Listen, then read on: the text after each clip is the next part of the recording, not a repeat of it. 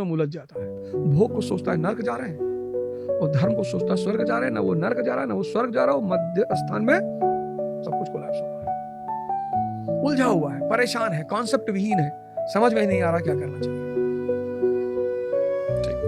जनता के कुछ सवाल है सर, एंड सेगमेंट है, कुछ आपके अवध ओझा स्पेशल फैंस की तरफ से आए हुए सवाल है, तो उसको हम रखते हैं। एक सवाल है कि अगर अवध ओझा जी इलेक्शन में जीत गए होते तो क्या रिजाइन करके राजा वाली मेंटेलिटी दिखाते या 5 साल कुर्सी चिपके रहते? चिपके रहते। प्रैक्टिकल चीज ज्यादा वो है और शायद तब मैं राजनीति ना छोड़ पाता। ये भी एक बात, लेकिन फिर राजा वाली टेक्निक थोड़ी ना होती है, जो भी वायरल होता है कि साहब राजा वाली क्वालिटी चाहिए ना कि आप जीत गए तो छोड़ दिए। बिल्कुल नहीं, हम तो चिपके रहते, हम तो ना छोड़ते, टोल माफ हो रहा था भाई। अच्छा, एक सवाल आया था कि अवध ओझा जी ने IAS IPS कम बनाए हैं, लेकिन विद्यार्थियों के अंदर रावण जरूर जगाया है। आप कहते हैं अगर आप पर एक FIR दर्ज नहीं हुई तो काहे का जीवन तुम्हारा? मैं ये कहता हूँ कि कृष्ण की तरह अगर बांसुरी रख के चलते हो तो चक्र भी रख के चलो, नहीं तो इस देश पर लगातार हमले हुए हैं। काहे रोते हो कि तैमूर लंग ने हमको लूट लिया? काहे रोते हो महमूद गजनी ने हमको लूट लिया? ये देश कैसे रोता है कि भैया महमूद गजनी 17 बार ये देश का लूट के गया, तो तुम क्या कर रहे थे? हम भैया मैगी बना रहे थे। जिस देश पे भाई तुम्हार घर है, वो तुम्हारे घर में छत पर सोने से मढ़ाई है, ठीक, मर्सिडीज, रोल्स रॉयस और सब 15-20 तरह गाड़ियां खड़ी, लेकिन तुम्हार घर झोपड़पट्टी है, तुम्हारे घर के चारों तरफ झोपड़पट्टी है।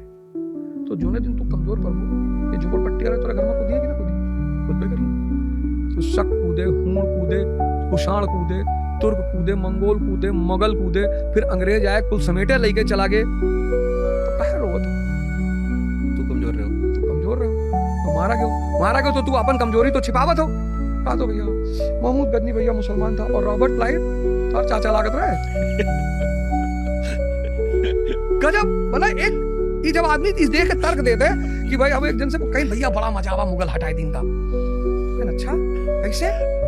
चलो औरंगजेब ना पढ़ते, औरंगजेब हटाए दे सरकार, हम समझिए।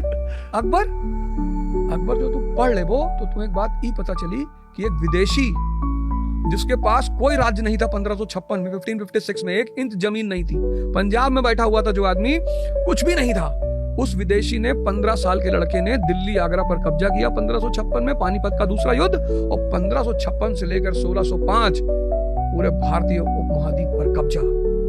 और इतनी शानदार नीतियां, राजपूत नीति, भू राजस्व, व्यापार वाणिज्य, मनसबदारी, जागीरदारी, ऐसी नीतियां कि उस नीतियों के बल पर उसका राज्य अगले 150 साल तक चलता रहा। आप सब पढ़ाते हैं कि वो लौंडियाबाज था, लड़की लो रखा था, सबको मरवाया था, उसको महान बना दिया वामपंथी इतिहासकारों ने। हाँ, तो एक दिन डिबेट हो जाए, कोनो बुला लो, ये तो बहुत अच्छी बात है, ये बहुत आजकल चलता है। हाँ, तो बढ़िया, एक दिन कोनो आदमी बुला लो तो यार अवध ओझा का जो है ये मुगल प्रेम इनके खत्म करे है, अकबर प्रेम जो है, और कोनो बढ़िया ताकत और मनी का बुला लो। एक चक्कर हम कह नहीं रहा कि और रामचरितमानस पर कोई डिबेट कर ले हमसे, कोई नहीं आवा, तो कोई बढ़िया बाहर का जो मनी हुए, जो चाहते है कि भाई समाज के ये सब खत्म हुए और अवध ओझा के अकबर प्रेम खत्म हो जाए। अकबर बहुत मुहा था। अरे अशोक, अकबर, यही लोग मुहाने का मतलब क्या है कि आप इनसे सीख रहे हैं, प्रभावित, आप इनसे सीख रहे हैं।